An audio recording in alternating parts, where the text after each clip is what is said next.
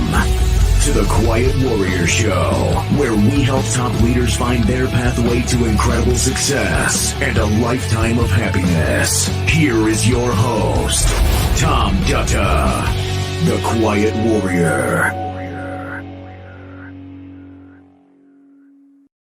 All right, everybody. Welcome to the Quiet Warrior Show. My name is Tom Dutta, and I am your host. And we're going to introduce you to our guest. You can see him on screen there from the green room. But before I do that, I just want to say we're live streaming here. And what is live streaming? Well, it's the next generation of podcasting. We're live across LinkedIn, Facebook, YouTube, Twitter. It's exciting. You can watch us. If you're on the feeds, you can communicate with us by sending us a text in the chat. And by the way, give this a subscribe to the feed, particularly the Tom Dutta YouTube channel. That allows us to honor our guest show and do more of these amazing shows. Let me introduce you to our guest today, everybody. He is an award-winning international speaker, a best-selling author, a licensed professional clinical counselor. His brightest lights in his life are two daughters.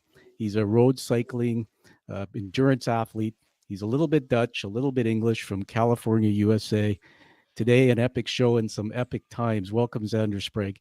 Thank you so much, Tom. It's great to be here. I'm so excited. I am excited too. And you and I were just riffing before we went online here that's why I said it's an epic show in epic times. I'd like you to join me and the audience in just a moment of silence for the people in Ukraine. I'm just going to put their flag up here. Let's all just close our eyes, bow, and say a little prayer for these people.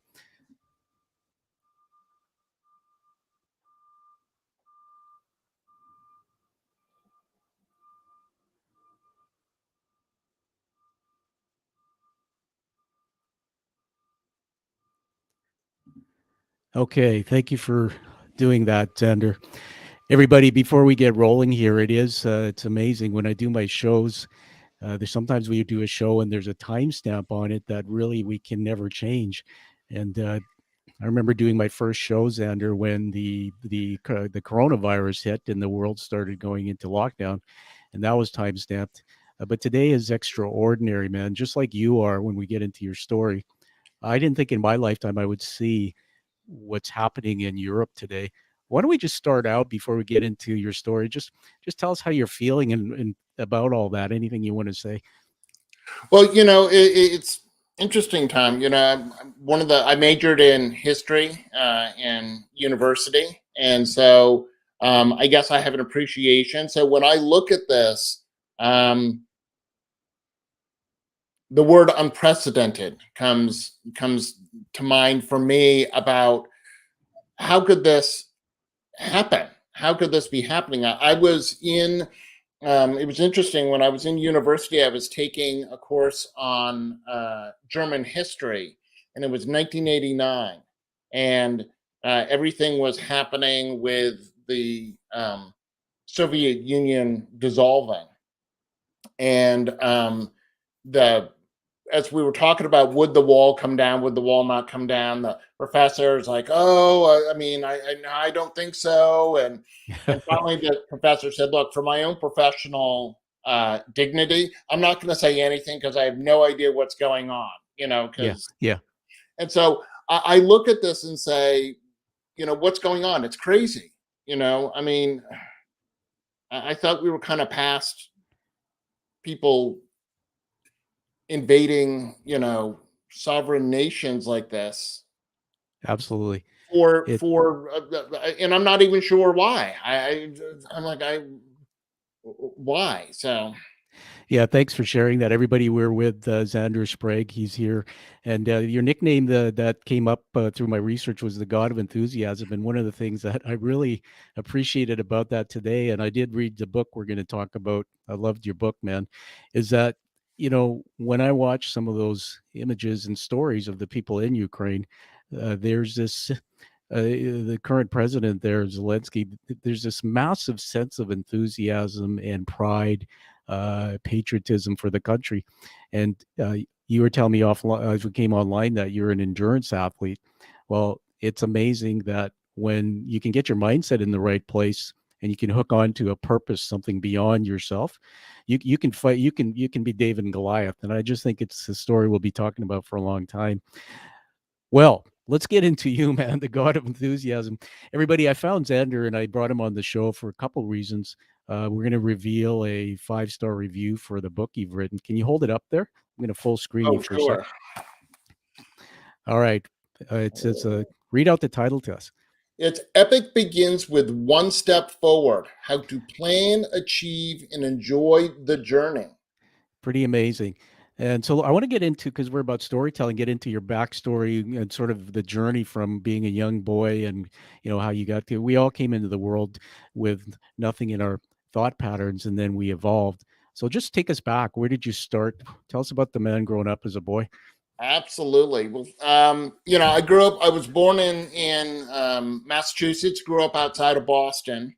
And interesting enough, my father was a state legislator in Massachusetts. So I grew up campaigning with him.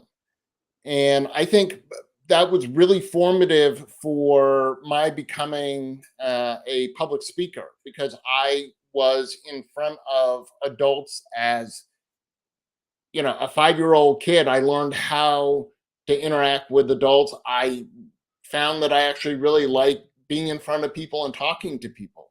As I went through school, I seemed to really like when we got to do oral presentations and when I got to share knowledge. So I think another thing that I discovered was I'm a teacher. I love to help other people learn things. I went to college in Southern California at Pitzer College. I majored in history and psychology, and I went out into the work world, worked in the corporate world for 20 years doing stuff that I would never have believed I would have done. I was a quality assurance engineer, a software engineer.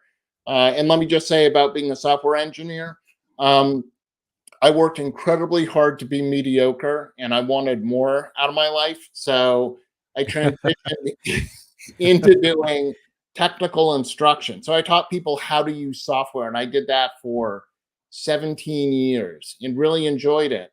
And having worked, I moved from Boston out to San Francisco in 1999. I worked for startups, small startups, medium-sized startups, big Fortune 100 companies.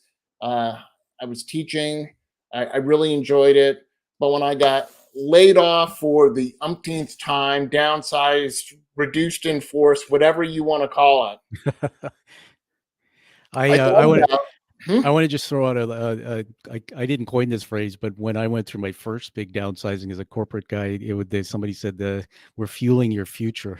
And that's the first time. That's the first time I went, what a bunch of crap. But then I realized, you know what, that's part of it, right? It opens up doors. It is. And through all of those experiences, it really helped make me who I am, where it's not all sunshine and rainbows. There is that disappointment of working hard and stuff.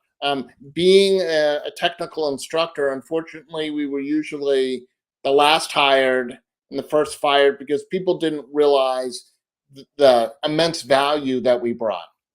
Super quick side story about being a technical instructor.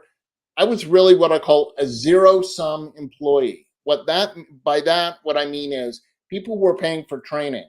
So if I was doing two 3-day trainings a month, okay, with and I had 10 students in that room, by March or April, the money that had been paid covered everything, my salary, my benefits, everything. And then the rest of the year when I was teaching, I was actually just making money. So that's why I said I was a zero-sum employee. It didn't cost them anything. I was actually replenishing what they were paying me. Yeah, that's amazing. Now, thanks for the sharing of the history there. I wrote some notes here on my pad about engineering, and I started thinking about from brain science, the way your brain might be wired, analytical, technical, natural teacher. We're learning a lot about you here, and yet there's this enthusiasm. Everybody, check it out. The big smile. There's this enthusiasm coming out of you. So I want to go back again just to the journey through childhood and then into your youth and into the career. Sure. The mom and dad and the family. Were you raised a happy kid? Was everything, did you have a good home? I mean, just tell us a little bit about that. Yeah, I did. I mean, my parents were married for 51 years. My dad passed away a few years ago. My mom is still Sorry alive. to hear. I had a older sister and a younger sister. We'll get into my older sister, I'm sure, in just a few minutes. But yeah, I was happy. I did all I where I grew up was in the country. I had woods to go play in. My parents' house backed up to a town forest of like 400 acres. So I had all kinds of fun. My best friend lived on a farm. I did all kinds of crazy stuff. My best friend, whose farm I went to, is still my best friend. We've been best friends our whole entire life. And we were just talking like 2 nights ago about how it's a miracle that the both of us are still here, because the crazy stuff that we did, that we didn't end up like killing ourselves. Okay, hold on. You're gonna have to. I got to jump in. Tell us one of those crazy things. Well, Okay, so one of those things was near his house was this sort of water tower up on this hill, and there was a rock face, and we decided we want to climb up the rock face, and we're using baling twine as rope, and we're going up. Oh my gosh! And when I went back when I was like a teenager, and I looked, and there's like these really big sharp rocks. I'm like, if we had fallen, we could have been really hurt, or we could have died. That's what the. How old were you back then? Oh, when I was doing that, I was probably like 6 or 7. Yeah. See, that's what the beauty is of the what do you call the irrational brain. We don't have use of the rationals. The kids don't. It's like the coyote, right? Jump off the cliff and you'll still be alive. Absolutely. And I was riding around on my Schwinn banana seat with with no helmet, and we were jumping our bikes off of, like, I mean, it's crazy. Amazing. Like the fact that I did endo is amazing. Yeah. So we're getting a good picture here, and I'm always interested, as you know, the journey on my show is through the lifeline. We look for adversity, we look for setbacks, we look at things that shape, not necessarily define you, but shape you, because you're born the way you are, golden. So it sounds like you had a dad who was encouraging, and you started speaking, opportunity to speak and get rid of that fear. Then you were fearless, kamikaze mountain climber, and all those kind of crazy things. I just want to share a story with you, because we're trading stories here. That Sure. when you said about your dad, see, you were I like that part of your story, because you were encouraged. See, I learned to do the same things, but it was more forceful. My dad was a commanding officer in the British forces, then Canadian. My parents being from Fiji and back to India, but my dad became quite a crazy drunk. He passed away a few years ago, and I love him. I got to know his story, but when I was 7, he loved listening to Glenn Campbell and Chet Atkins, some of these guitar players. So he gets me a guitar from Sears, a Sears Roebuck special. Yeah. And he would have these big drinking parties with 30, 40 people and he would literally say, "Tommy, come here," and have me sit in the middle and play guitar. And I was like petrified, man. And then as he got into AA, the last part of this, he would have his cake ceremonies. This is when our home was our home. It all changed at age 12. But one night I remember he did a luau. So he buried a pig in the back, just part of his Fijian upbringing. And we had like lights on in the backyard and a big story. He said, I want you to make a speech. And I'm going like, so I ended up writing something out. I can't remember it, Zander, but it was about AA and my dad and whatnot. And when I look at your story, I'm seeing threads in it leading to what you're doing today. Okay, there's fearlessness, there's speaking, but I want to just bring that book back into the forefront. Everybody, Zander is a professional counselor as well, but he's written this book called Epic Begins with One Step Forward. There it is. Awesome. Great cover. And by the way, I want you to get it, everybody. And authors get known by not just getting their books, but read it and post a review on Amazon or Goodreads. Those are two good places. That helps him get known, and also through the bookstore world. But something happened in the book there that stopped me. I know you alluded to it about your sister. So can you just get into that part of the story? Absolutely. And it's sort of what happened to my sister. There's kind of a lot. So in 1996, my older sister Lucy was murdered in her apartment in Chicago. And she was 30, I was 28, my younger sister was 25. Um, and, you know, honestly, Tom, there were many things I thought I would deal with in my life, but murder certainly was not one of them. The man who killed my sister, the police had him right away. He hung himself 10 days later in the Cook County prison, which spared my family what would have been a very public trial.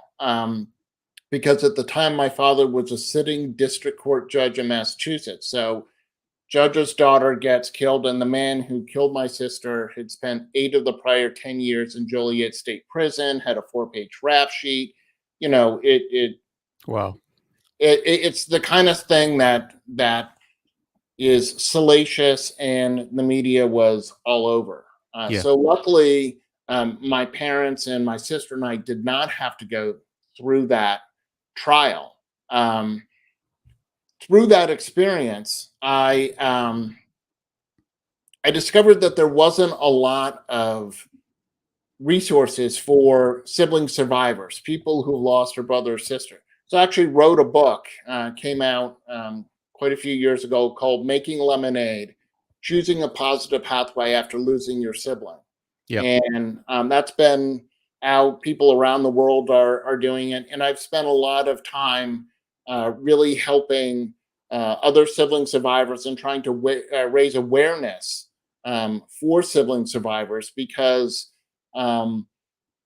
unfortunately we're the forgotten survivors. People don't ask how we are, they don't think about it, and your sibling relationship is the longest one in your life. Absolutely. I And gotta, so I gotta, I gotta jump in there, let you catch your breath. First of all, I want to honor you, man. And I know you have to tell this story over and over, and I just admire you for doing it. I'm sorry for that loss. It doesn't go away, right? When you thank you. when you write a book, you become what they call an authority. I mean, and the word author is the word authority. So you write this book on the losing a sibling. Where did you get your intelligence for that? Was it through just the experiences? Did you go out and develop some knowledge? How did that look? I wrote the book about my experience, Yeah, and some of the revelations that I had having gone through that. I also reached out and was very grateful that 5 of my friends who lost siblings were nice enough to answer these 28 questions that I put. And so their um, answers are also in that book, and covering people who and it was just honestly dumb luck, Tom, that I happen to have people who lost siblings from yeah, when they were little to adults. absolutely. Some people, it'd been many years. One person, it had been 9 months when Yeah. they answered the question. Yeah. Can I just tell you something? First of all, this inspires me because it brings out it's everybody when listen to this part of the show, because when you hear a story told that you heard from Xander, it actually unlocks things, and that's what's happening in my head right now. That I had on my show not long ago, a gentleman in the UK that unfortunately his son died by suicide, and in the family there was a family picture of all the siblings, and it wasn't until because I remember interviewing him and we talked about him a lot and the son, but now you give me a whole perspective. Now I could visualize that picture and go, man, like I have 2 brothers, but how do you be alongside your parents, and how do you be alongside each other in this new changed family? Give me one nugget. What advice do you have for somebody, whether it's they lost somebody to suicide or you're unfortunate. What's one thing they can do to start healing as a family or their own mind? Well, I think what I like to share with people is that we should celebrate the rainbow that was their life, and not just focus on the dot at the end. It's not Oh, I love ignoring that. it, but the fact of the matter is, my sister was alive for 30 years. There was a lot of fabulous things that she did, and it's so much more, I don't know, rewarding to keep her warm in my heart and think about all of those things. Now, it's not to canonize her. My sister was human. She had, she was my older sister. There were times where she was really mean to me, and I was mean to her, and Who would be mean to a guy with a bald head who looks like well, you? you would think, but I used to have hair, and but that sibling relationship's always really challenging. Of course, I yeah. also, but I think another thing that's really important for siblings is it's really hard to see your parents that devastated. Yeah. But what happens is everybody gets into this vicious circle of, I want to take care of my mom and dad. They want to take care of me. No one's taking care of themselves. And so no one's actually really kind of moving forward. Everyone's trying to help everyone else. But the fact of the matter is, we all have to go through this process somewhat on our own. I mean, your friends and family are there. You certainly, that's true. But I alone had to figure out how I was getting through this, what I was going to choose to do. Yeah. I just want to bring it back again. Everybody on the screen, you see Zander Sprague, the name, but you see LPCC, which remarkably through the book, man, and we'll get you into that story because we're headed there. You went and got your education, became a professional or a clinical counselor. I I think I told you that because everybody, Xander was telling me about how he's a bike rider and an endurance athlete as well. I think you said Yeah. something like that. Yeah, and I said that I had a story I wanted you triggered. Well, back in 2018, I did a 2-day ride, 225 kilometers on a bike for cancer, called the Ride to Conquer Cancer up here, and it was an amazing experience, man. I know I didn't even have a bike. A buddy just said his daughter died leukemia 10 years ago. He said, "Would you join the team?" I said, "Sure." And I trained peak condition.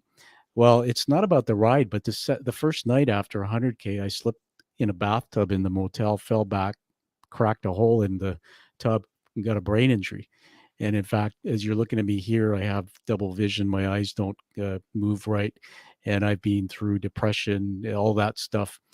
And why I'm talking about that is I'm linking to what I learned through the last little while about brain science and trauma, which I probably understood more because of my childhood with my father. I became homeless at age 12, but what I'm really interested in is I learned that trauma is when something happens long ago and you can be sitting in a room and you relive it today. You haven't dealt with it. So first of all, going back to your story, how does someone who lost say a sister, how do you deal with those thoughts that keep coming back? I think he touched on it, something about celebrating the good, but just Well, give yeah, I us. mean, celebrate the rainbow. The other thing, and I talk about this in the Making Lemonade book, is um, you are going to have those unexpected things in your day and in your week that Yeah, remind you of that person. And I'm not going to just say your sibling, but whatever your loss is. And in that moment, I encourage people to see that as this unexpected opportunity to remember, right? So, be it a song, a scent, a place that you go. I think it is hard. It really is. It's gotten easier. It's been 25 years, so it certainly is easier. But when it first happened, um, I I would embrace the fact that I had this opportunity to remember Lucy, that I didn't know I was going to have. yeah, And I think, if we it's all in how we phrase stuff. There's sort of this, um, I was reading a book, and called The Diamond Cutter, and was talking about Buddhism And in Buddhism, there's this idea that I've always really liked, which is things are not necessarily good or bad. It's how we interpret them. So I'll give a perfect example. It's kind of cloudy and it might rain. I can say, oh my gosh, it's going to rain and that's terrible. Or I could say, here in California, we really need the rain. So that's a great thing that it's going to rain.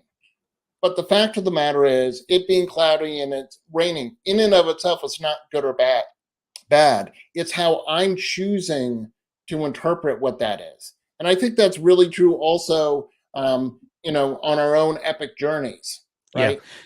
Yeah, I love that. And want to jump back in there. Thanks for sharing that. It's a teaching moment, everybody. You heard we can choose. I learned that through my therapy for my brain recovery, that it's a bit of neuroplasticity at work with me, that we're the only species I believe that can attach a different meaning to a thought, and it takes a lot of work. And from my own relation with my dad, when he passed, I made peace with him because I hadn't seen him for a decade. But it was learning about his childhood and his work as a military guy, and he was a teacher as well at our technology institute. Just understanding that, I started attaching different pictures and meanings to him that were good. And what was funny, Xander, is all of a sudden a flood of memories just started coming in that I just hadn't remembered, because Yeah. words I used to describe him were not so good. So I love that. I want to make a bold statement here. You can definitely contradict me if you want, but I'm not sure if people really know how to be alongside somebody who's when they have loss, or they know. I just find that people don't know what to do and say. And I And got something for that, Tom. you, Imagine that. okay, tell us what you All got right. for that. So here's something. There is no miracle sentence that will make it better for me, and I don't have a miracle sentence for you, but that's okay. I think the important part is that we acknowledge the loss. And even though you don't feel that you have the right thing to say, just saying, acknowledging that loss is actually really, really important. My experience and lots of other siblings' experiences, they lose the sibling and everyone asks how the parents are, but no one asks how they are. Yes. I started to think that my loss was was somehow less than my parents. And the fact of the matter is, it's different, but it's no less Absolutely. significant. Yeah. No, thank you. I totally get that. I've been through that experience just through somebody I know. Want to take another right turn. My head's going on a journey into the corporate world. That's Here we fine. are. Xander told us earlier that, I'm just looking at my notes here, that you had 20 years in the corporate world. That was really interesting. The threads in your story, you said about being laid off, downsized umpteen times. I mean, what my first major downsizing totally was an impact on my life, my family. And after a while, after 30 years, I decided, I'm going to have to make some changes. I just didn't want to be hostage. So we'll get into what you did from there. The part about leadership, though, I mean, being a leader yourself. So here we are. So let's say COVID times or whatever. We walk into the office as a manager, a supervisor of other people, maybe the CEO at the top, and we have people who are coming into the workforce in different circumstances. Maybe they've had a child who's struggling, maybe they're dealing with mental illness, maybe COVID and the isolation is becoming a challenge. And then the CEO has to stand up there, the leader, and have their game face on, show some empathy, be real. But sometimes what I'm learning from the coaching work I've done, and even my experiences, we walk in with, pardon the language, but blood on our shirts. We have all this stuff some days that come with us from life, and yet we have to put on that, that front, and be somebody who maybe can inspire other people through this, what we're going to talk about now, the God of enthusiasm. How do you, just tell us about the book and anything in it that can help here. How do you be enthusiastic in a time where maybe the world's tough and you're trying to lead people and inspire people? Well, it's what I call the 97-3 rule. Okay. Okay. 97%. I really believe that 97% of your day, Tom, is actually really good. And up to 3% isn't so good. Now, obviously, there's some days where you have just a really terrible day, and I'm not going to discount that. But in general, 97% of your day is going well. Look, you woke up this morning. Here we are doing this show. These are good things, right? And yet somehow we all focus on that up to 3% that isn't going right, and somehow forget all the 97. Yeah. Now I'm going to take a super moment here to tell a super quick story. When I was doing my internship for my licensing, I was working in a high school and a middle school, and I would ask my clients, all right, what's your least favorite subject? A lot of them said math. I totally agree. Math was not my favorite subject. And I said, how would you feel if you got a 97 on your next math test? Oh my gosh, I'm so excited. That would be great. I'd be telling everyone, right? And I'm like, would you be complaining about the 3 points you didn't get? Are you kidding? If I got a 97, my parents would be so happy. I'd be so happy, right? And I'm like, exactly. So why are you focusing on the 3% of your day that isn't going right and ignoring the 97 that is? Totally. Yeah, that's so inspiring. I'm thinking now about my daughter who's in university fourth year, but she played baseball growing up, and I'm thinking now. You put in my head, man, it's a brilliant thought that she was always hard on herself because she wouldn't hit a home run, and then I'm thinking about all the at bats, all the swings she had to do to hit that home run, and yet if we focus on all the swings, it's a downer. But if Well, we focus on that home run or even that hit in the park, man, you totally just changes the way. And she would do that once she focused on what she did that one moment. Everything else well, went but away. talking about baseball, Tom. Okay, I mean, baseball. You just set this one up for me, and I'm going to hit this one out of the park. Go for it. In baseball, people make it into the Hall of Fame because they have a lifetime batting average over 300. Now, I'm not going to take away how momentous that is, but that means that they got it right 1/3 of the time. Tom, imagine let's say you're working 9 hours and you Yeah. only have to get it right for 3 hours every day. And you're a Hall of Famer. Yeah. Oh my gosh. Oh my gosh, is right. That is is so such an aha moment. It's so obvious. It's almost like duh. And then I'm thinking now about all the companies. There's this one word out there called innovation, right? Every company, it's a buzzword, but everybody wants to innovate. And yet Right. there's companies who just have cultures where you're not allowed to make a mistake. You're not allowed to fail.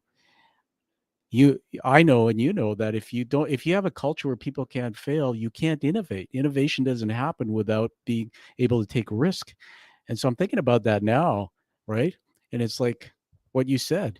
It's like, wow, uh, unbelievable storytelling you're giving us here. So I want to catch up in the story and go now that we've learned about you and the downsizing happened.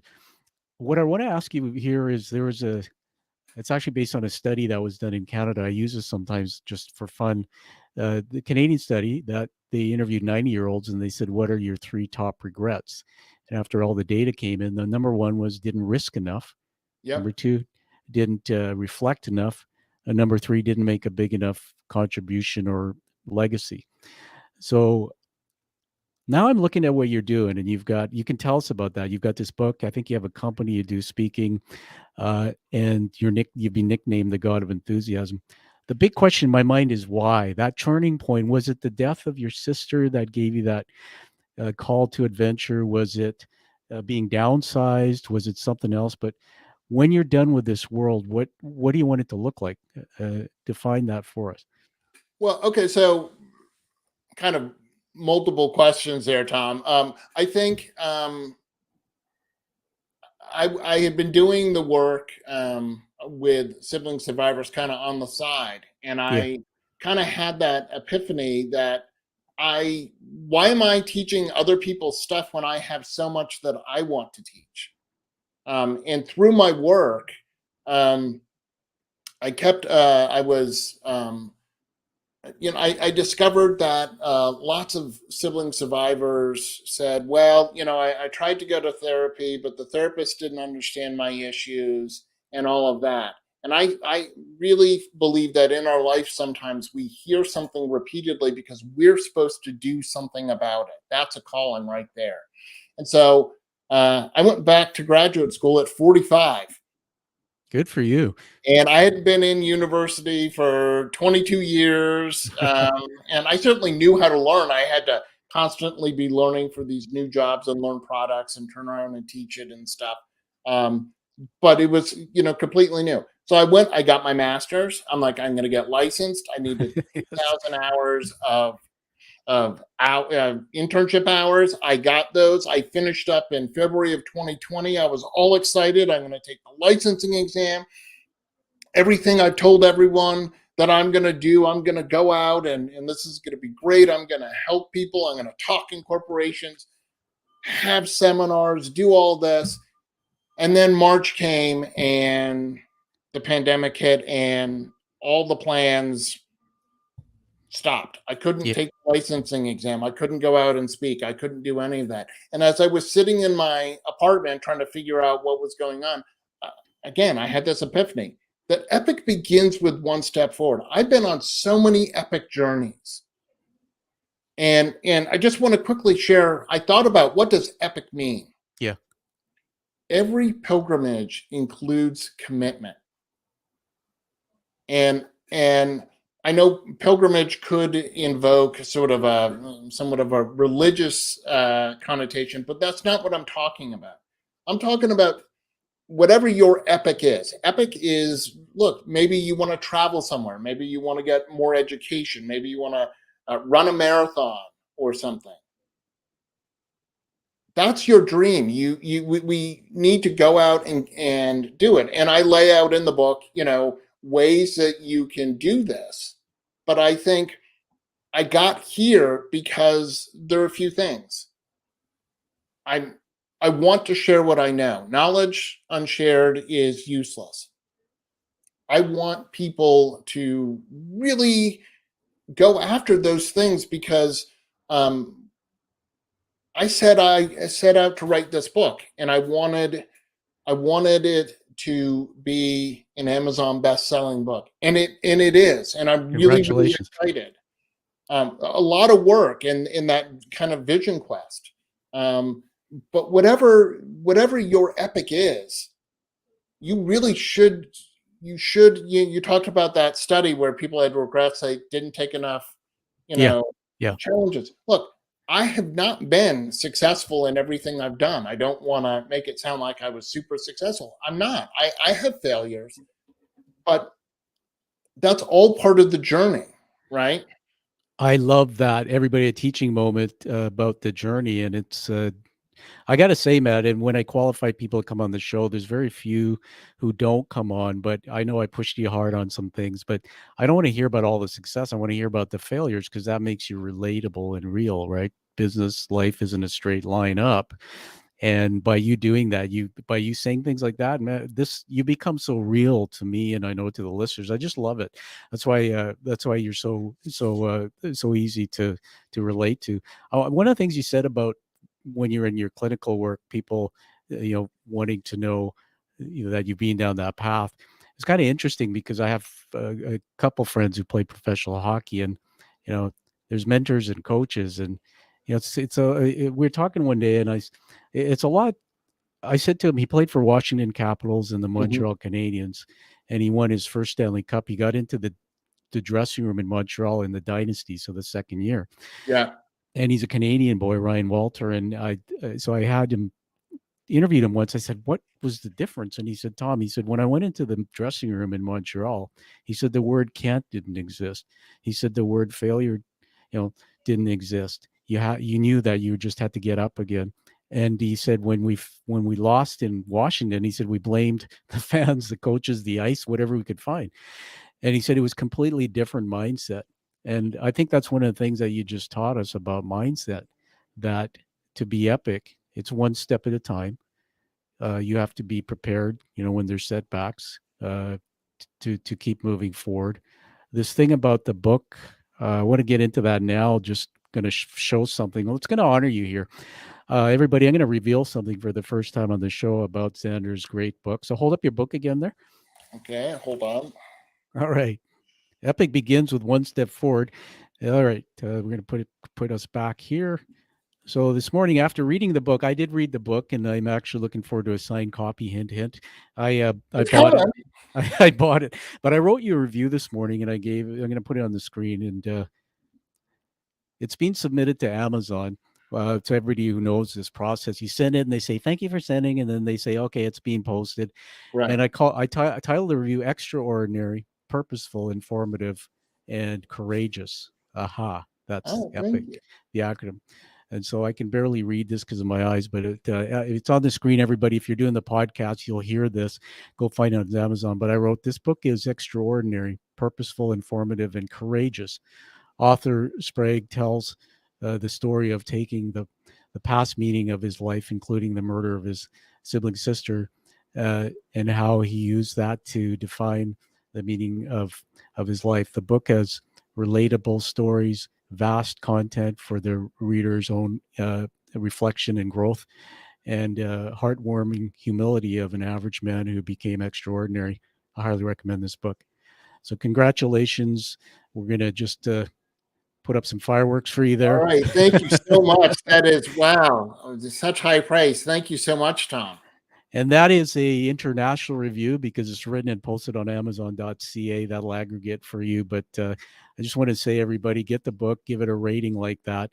But there's so much nuggets in it. So as we move to wrap up in a short bit, give us something else about that. What I learned, I went through the journey in the book, everything you said about the sister and what you did, the education, finding a way to help. Give us anything else out of there. All right. Well, there are two words, Tom, that I think are so essential, not only if you're on your epic journey, but just in general. Okay. Not yet. Not yet is so powerful, so optimistic, because when we're on our epic journeys, not yet should be your companion, should be right next to you. Why? Because not yet says it's happening, but it hasn't happened quite yet. As I was working on the book, people knew I was working on the book. They're like, is the book out? If I just said no, it's like a stop sign. It just sounds like it's never going to happen. But not yet says I'm working on it, but it's not quite ready. When we're doing, when we're in our life, be it your career, your personal, a relationship, whatever, not yet evokes so much optimism and so much hope, right? There's the things that we all dream of doing. Look, maybe it will never happen, but at least I'm open to the fact that it's possible, the possibility of this happening. And look, I was on a 7-year journey to become a licensed professional clinical counselor. There was a lot of not yet. Yeah, I bet. By the way, when you do your counseling now and with COVID and whatnot, do you do by Zoom or face to face? How's your practice put together? I'm doing. I was doing Zoom. Actually, right now I'm really focused on the book and trying to get out and speak Awesome. to corporations and stuff like that. Yeah. So let's talk about that. So why should people get a hold of you, and what, whether it's for business, say in the business world, what do you bring? What do you talk about? What are some of the things you do to help? I in the business world, I'm talking about. I want to help people to create epic teams and epic workplaces, because if people are generally excited to come into work and are able to tap into their own strengths within your company, you're going to get so much more out of them, right? Look, I'm a talker, not a typer. Okay, I I love like that. presentations. So I worked for Intel for 5 years, and when I got to go to conferences and I got to talk, or if I was helping out in a booth and I got to sort of barker at the booth to get people to come in and sign up or listen to whatever, I was in my element. And I had a manager who recognized it and said, I got to tap into that more because that's really powerful. And so I want to help companies to, again, create that epic workspace. And if you're a manager, I want to help you find out what makes your team epic and tap into that, because when we're doing the things that come to us naturally, it's really not as hard, and we're actually really excited. The Yeah. Clifton Strengths Finder says you should spend 75% of your day in your strengths, right? We're all good. There's things that I'm good at, things I'm not good at. The stuff I'm not good at, I want to try and find someone Yeah. else who is good at it. That's fascinating. My head went on a journey again as you were talking about teaching in the corporate world. I have a relationship with a group of companies out here, and I can't divulge obviously because this what I'm going to tell you is private. But they've known them for a long time. I do some work for them, and they last year was a hard year. They lost a key leader to suicide, and two Oh, younger leaders to I think heart attack and some other health issues. And what I was talking to the head of all the companies, and one of the things that came up was, we do so much focus on leadership and on business goals and things, but last year was just it tore us apart because everybody was really close to these people, and so there's this whole need for almost like doing some training or some work on health, wellness, surviving through tragedy, trauma. And that's why I just thought about you again. It's like, well, with this background you have, even with the thread of your sister's story, man, every time you walk into a business classroom, there's people around the table with threads in their stories with relatable losses. And well, I'm just going to throw back to you on this in the when I do coaching, and I always coach this way as a young CEO. I didn't realize that business leaders need to connect what goes on in their personal life, their family life, and their business life. It's the total wheel of life, they call it. And many of them don't see that connection. So if something's gone on at home or whatever, if we're not dealing with that and get the tools, everything at work might fall apart. So everybody, I'd like you to reach out to Zander and check out what he's doing, because I think you're so talented in so many ways. You can bring many pieces to the classrooms for teaching, not just about epic teams. right. And also, for the individuals, if are like, ah, gosh, I have this epic dream, but I just don't know how to do it. I have tools and resources and coaching with me to help you um, plan out and achieve your epic dream, to really Yeah. make epic choices to have the epic life that you dream of. Well, you just sent me another journey. I'm going to throw this at you just as a nugget. And if this helps you, man, great. You probably already get this. I was in a position once as a CEO where I used to sit down across table from gentlemen like you, and we'd be looking for people to come in and coach or do workshops or sometimes retreats. And I remember one day I said to this fella, I said, you know what, we spent so much money on that, but I said, here's the thing. I want whatever you do to be my legacy. And if you can get the people that are sitting in that room with you to see that what you have, they want, but not to make my company great, but that to make their lives great, to make their future great, then that's a home run. So that's what I like about what you said. And everybody, if you're looking for people to hire, I really believe, Xander, that there's a whole different way of selling or positioning training today, because the millennials and my daughters in that age, they don't give a crap about the company's ROI or bottom line. They want the lifestyle. They want to know, what's this going to do for me? How's this going to attach to my purpose of getting my PhD, or doing the reno on my kitchen, those type of things. So I think you got something there, man. That's pretty powerful. Let's hold the book up again, or you want you to hold the book up again. We'll give one more plug on the book there. I'm going to full screen you. Awesome. So now you get to tell us, where can people go to get a hold of you? The book is available on Amazon around the world. It's available in most book sites. If you go now to Amazon and you have Kindle, you can download it for free. And if you have questions, comments, whatever, like Tom said, reviews really help me to have more people know about this book. I think, without being too self-aggrandizing, I'm really proud of the book. I think there's a lot of value for people, and I want to help encourage everyone to really step into their epic. You can go to zandersprague.com, get all that information. I'm on Facebook and LinkedIn and all of the social media platforms. And I'd love to hear what people, how the book is helping people or what they think. Yeah. Yeah, that's awesome. I'll put that all in the show notes, everybody. And just want to flash it up here again that I have written and posted a 5-star review. So go find it on Amazon.ca when it's up there. And, certainly this is a time to celebrate, a time of the world where we need enthusiasm. So, hey, what's up with the God with enthusiasm? I left it till the end, but who gave you that That moniker? was that was my mentor Aurora Winter.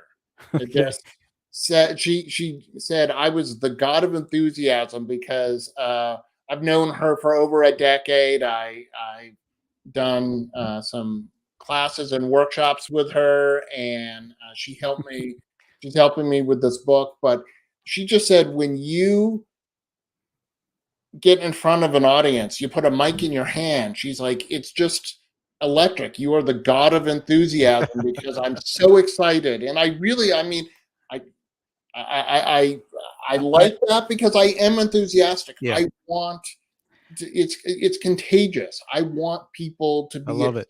I love it, and it's authentic because as you watch the show back, everybody, and you look at the video, you've always got constant smile. I can tell because your pearly white teeth are always showing, but the smile, but the enthusiasm, no matter what we're talking about, but it's authentic, and there's this aura. I feel it through you, man. I feel the love. I love you and your story. I know that every day you battle your own demons. That's just the way the reptilian brain works, but you bring a whole different perspective to enthusiasm. So I think you deserve that title. And so I want to honor you with a couple things. We're going to full screen me here for a minute. Okay. Uh, you're probably wondering what the heck's he doing that for? The show's not about him. Well, you're true. Behind me, you see there's an image of, it's actually a challenge coin. The challenge coins were created in World War II, and they were carried by soldiers in their pockets to commit community. When I created the show, I wanted to have an award that only those who come on that have a purposeful story that actually reveal their pain and have done something to help the world. So these are carried, uh, less than 40 people a year get them. They're carried in 17 countries. And by receiving it, you continue to commit to your purpose of what you're doing, your passion, and creating the life you deserve and desire. So welcome to the Quiet Warrior Tribe. Thank you so much. I'm so honored. Yeah, I'll be sending it out to you, and I want to get you give me a picture of that with that big smile, maybe a little video. Also, Absolutely.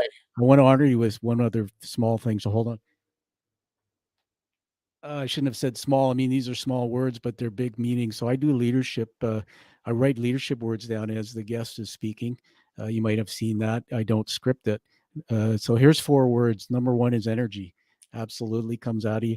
2 is enthusiasm. I mean, go figure, but right from the beginning. I wrote this down, the 97%. That is something pretty cool. I just made that up, but you represent, the 97% what we need to be. And the last one is teacher. You're a natural teacher and you have a gift, so keep doing it.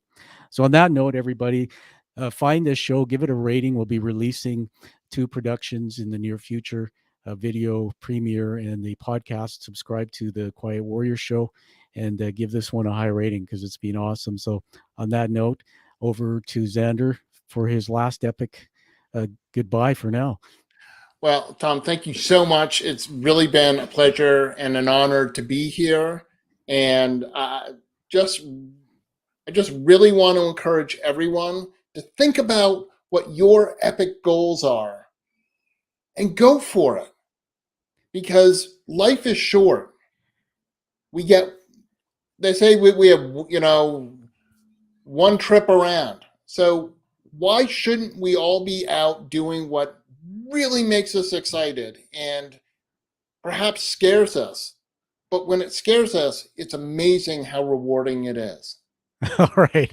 I love it. That is epic. Thank you so much. And I just had a funny thought. We'll have you back again. There's so many men in the world I meet. This is true. I met a guy yesterday. I was coaching his bald head.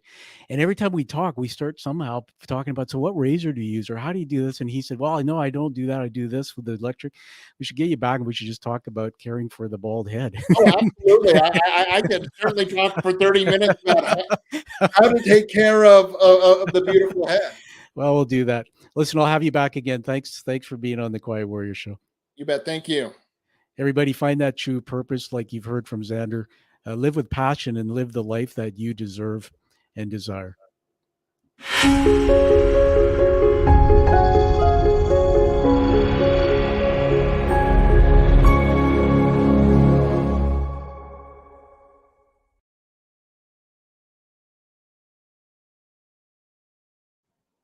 Okay, I'm just